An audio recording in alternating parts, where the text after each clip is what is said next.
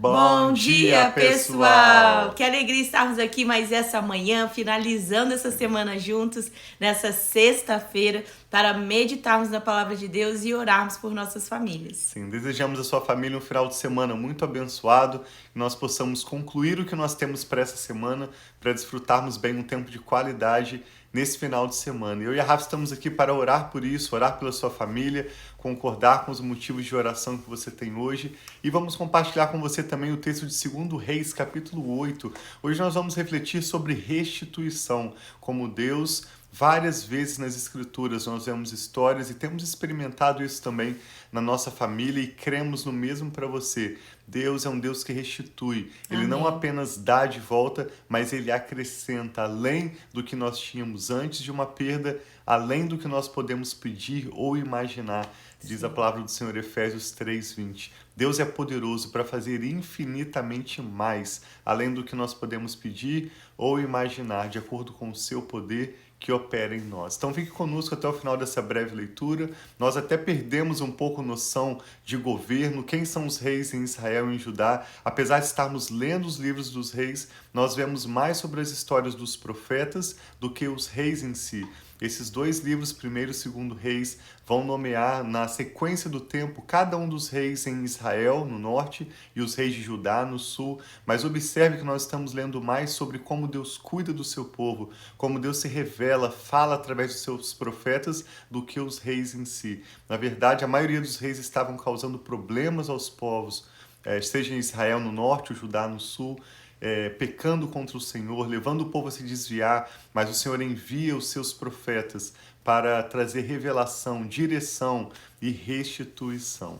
Sim, então vamos orar para nós começarmos essa leitura e recebermos de Deus a palavra que nós precisamos para hoje. Talvez uma palavra de conforto, uma palavra de fé, uma palavra de esperança, uma palavra que vai fazer nós olharmos à frente, não apenas na circunstância agora, o que estamos passando, mas o que Deus tem para nós, que é infinitamente mais, como o Tiago disse, do que aquilo que nós podemos pensar, imaginar ou até mesmo pedir, orar ao Senhor. Então vamos entregar essa live, esse momento devocional ao Senhor e que Ele possa falar aos nossos corações. E Deus é um Deus de restituição. E na palavra fala que Ele restitui 7 vezes mais. Então que nossa mente e nosso coração esteja com expectativa, sabendo que Deus é aquele que acrescenta sobre as nossas vidas. Ele tem planos para o bem e não para o mal. Pai, muito obrigado por essa manhã, pela Tua presença, pelo Teu amor, por quem o Senhor é, Pai, em nome de Jesus.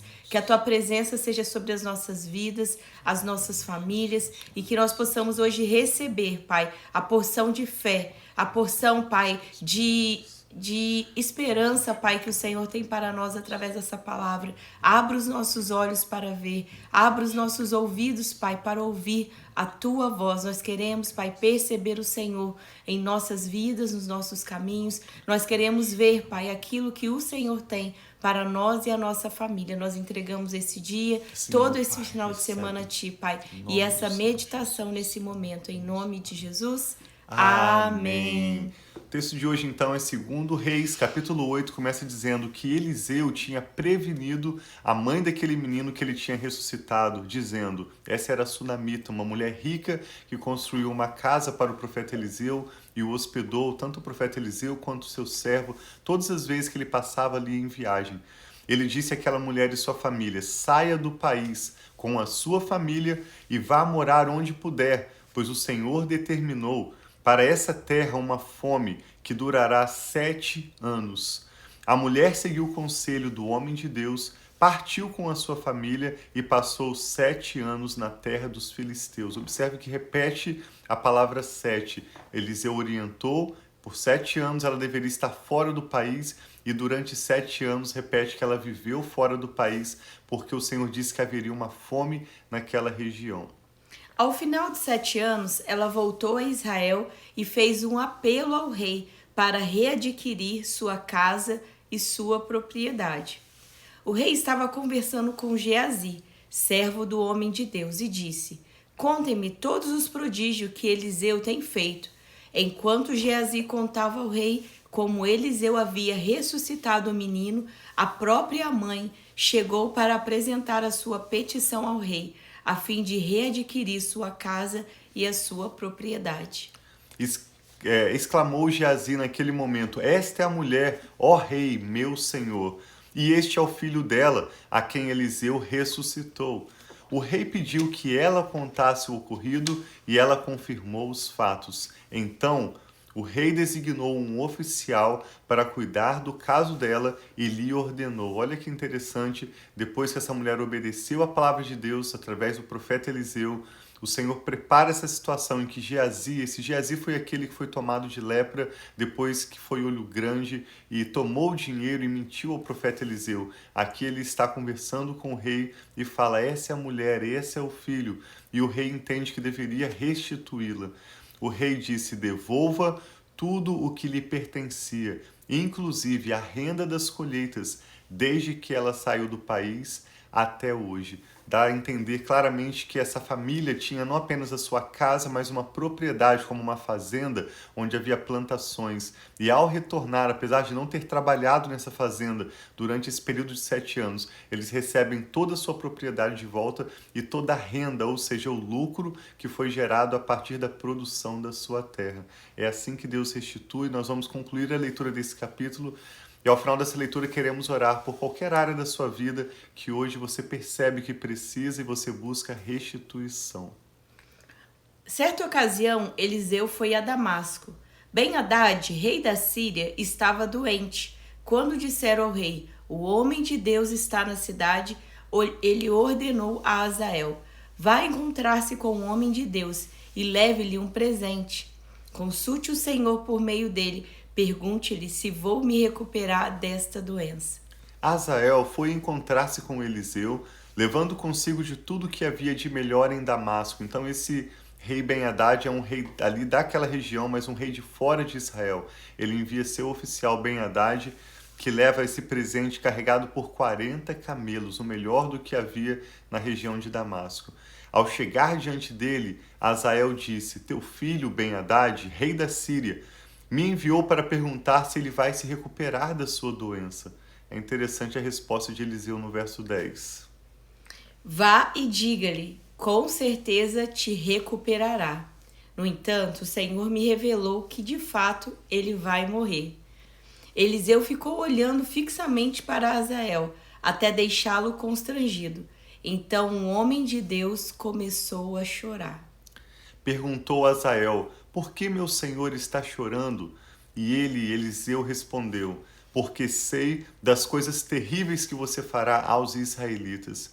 Você incendiará suas fortalezas, matará os seus jovens à espada, esmagará as crianças e rasgará o ventre das suas mulheres grávidas. Azael disse: como poderia teu servo, que não passa de um cão, realizar algo assim? Respondeu Eliseu: o Senhor me mostrou que você se tornará o rei da Síria. Então, naquele momento que Azael foi consultar a pedido do rei para saber sobre a sua situação de saúde, Eliseu ali também tem uma visão. Ele estava ali olhando, ele conseguiu visualizar aquilo que o próprio Azael faria no futuro. Ele estava dando também uma profecia em relação a Azael. Sim, no verso 10, quando Eliseu diz: diga ao seu servo, ao rei da Síria Ben-Hadad, que ele vai se recuperar, ele conclui dizendo: mas na verdade ele certamente morrerá. Eu entendo que o profeta não está falando mentira. Diga que ele vai melhorar, na verdade ele vai morrer. O que o profeta está mostrando, de forma prática, mostrando a Azael que Azael vai agir com falsidade. Azael, se demonstrando uma pessoa humilde, simples, ele vai, na verdade, atentar contra o rei da Síria, seu senhor, e vai agir com falsidade. Por isso o profeta disse: diga ao rei da Síria, Ben-Hadad, que ele vai melhorar, mas, na verdade, ele certamente vai morrer. Diz então que Azael saiu dali e voltou para o seu senhor. Quando Ben-Hadad perguntou: o que Eliseu disse a você? Azael respondeu: ele me falou que certamente te recuperarás. Mas no dia seguinte, Azael apanhou um cobertor, encharcou-o, imagino que ele ensopou de água aquele cobertor e sufocou o rei até matá-lo. E assim Azael foi o seu sucessor. Então Azael, ele matou. Então ele recuperou, o rei iria recuperar da doença, mas foi assassinado, foi morto pelo Azael. Sim, exatamente conforme o profeta tinha dito. Aqui nós voltamos então a mencionar um pouco sobre os reis também de Israel. Esse rei Ben-Hadad então era um rei da Síria. Algumas traduções falam rei de Arã, ali nas proximidades. Mas havia em Israel o filho de Acabe, nós vamos ver agora, Jorão reinando. E no sul, em Judá, Josafá vai passar o seu reinado a seu filho Jeorão. Rapidamente vamos concluir esse capítulo.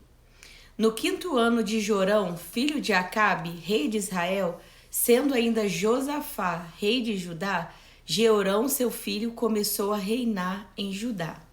Ele tinha 32 anos de idade quando começou a reinar e reinou 8 anos em Jerusalém. Andou nos caminhos dos reis de Israel, como a família de Acabe havia feito, pois se casou com uma filha de Acabe e fez o que o Senhor reprova. Entretanto, por amor ao seu servo Davi, o Senhor não quis destruir Judá.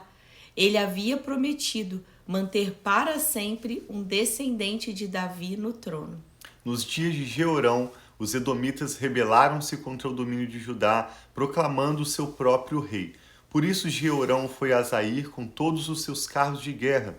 Lá os edomitas cercaram Jeorão e os chefes dos seus carros de guerra, mas ele os atacou de noite e rompeu o cerco inimigo. E o exército conseguiu fugir para casa. E até hoje, Edom continua independente de Judá. Nessa mesma época, a cidade de Líbna também se tornou independente. Os demais acontecimentos do reinado de Jeorão e todas as suas realizações estão escritos nos registros históricos dos reis de Judá. Jeorão descansou com seus antepassados e foi sepultado com eles na cidade de Davi, e seu filho Acasias foi o seu sucessor. No 12º ano do reinado de Jorão, filho de Acabe em Israel, Acasias, filho de Jeorão, começou a reinar como rei de Judá.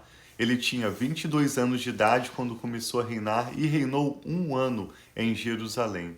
O nome de sua mãe era Atalia, neta de Onri, rei de Israel. Ele andou nos caminhos da família de Acabe e fez o que o Senhor reprova, como a família de Acabe havia feito, pois casou-se com uma mulher da família de Acabe.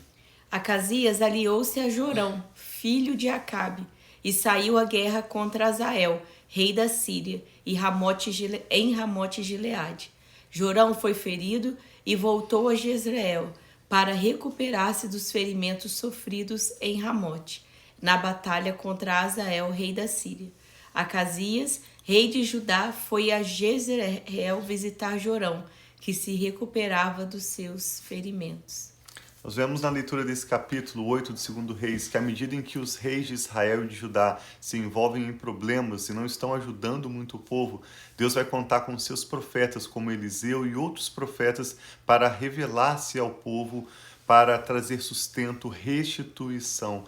E nós lembramos das palavras de Jesus, que disse que na sua sabedoria Deus envia os seus apóstolos e os seus profetas. A palavra apóstolo significa enviado. Então é assim como Deus soluciona os nossos problemas, é assim como nós vamos experimentar restituição. Deus envia pessoas, independente da característica, do caráter dessas pessoas, são pessoas enviadas por Deus para trazerem uma palavra do Senhor, para trazerem uma oportunidade, para trazerem através de um relacionamento ou mesmo de uma simples experiência de vida, restituição para as nossas vidas. Amém. Nós vemos como o profeta Eliseu alertou aquela mulher sunamita e ao obedecer a palavra de Deus, ela com a sua família saiu da região onde eles moravam e voltando depois de 7 anos, receberam a restituição, não apenas a propriedade que eles tinham, mas também uma porção de pagamento pela renda das suas colheitas. Eu e Rafa queremos orar pela sua família, cremos na restituição do Senhor em cada área da sua vida. Que o Espírito Santo está falando ao seu coração. Vamos orar juntos, apresentar ao Senhor nossos motivos de oração? Nós te louvamos, Pai, porque o Senhor é bom e tudo que o Senhor faz é bom. Te louvamos porque o Senhor é um Deus de amor, grande em misericórdia e compassivo, Sim, Pai, Deus fiel e poderoso para fazer muito mais além do que nós podemos hoje te pedir ou mesmo imaginar, segundo o seu poder que opera em nós. Pedimos que o Senhor receba agora cada motivo de oração que é apresentado ao Senhor, meu Pai. Oramos por essa mulher, por este homem, que juntamente conosco agora em oração apresentam ao Senhor a sua necessidade, Amém, o clamor Senhor. do seu Sim, coração, recebe, Senhor. sua família, seus familiares. Pedimos que o Senhor contemple, Pai, cada área da vida dessa pessoa Amém, e que venha assim com seja, restituição. Senhor, em Esse é o nome de tema Jesus. sobre o que lemos hoje e nos Sim, lembramos de Senhor. apresentar ao Senhor aqueles que têm as suas causas na justiça, Amém, aqueles Senhor. que estão buscando do Senhor paz nos seus lares, aqueles que estão orando pela restauração do seu casamento e da sua família. Sim, O Senhor é Deus de recebe, milagres, Senhor, em nome que de reafirmamos e declaramos que cremos, faz além do que nós podemos te pedir ou mesmo imaginar. Amém, O Senhor pode, da Senhor. noite para o dia, como lemos ontem no capítulo 7, mudar a realidade não apenas de uma pessoa, mas de todo um povo. Amém, Então, Senhor, com fé, nós Pai, de cremos, forma em nome de ousada, Jesus. nós nos apresentamos diante do seu trono para suplicar a sua graça, o seu favor e a sua misericórdia. Que Eu e a assim Rafa seja, oramos, meu Pai, Pai. entregando cada motivo de oração e cada nome que são agora lembrados diante do Senhor, pedindo a sua ajuda. Declaramos sobre essa pessoa que ora conosco a bênção do Senhor, restituição, restauração. Amém, Declaramos a Senhor. paz do Senhor no seu lar, na sua família, que o Senhor te alcance com graça e favor. Pedimos também, Pai, que o Senhor abençoe esse final de semana que está chegando. Nos ajude a concluirmos tudo que temos para essa semana, resolvermos todas as pendências, priorizarmos aquilo que o Senhor tem como mais importante para as nossas vidas e agenda.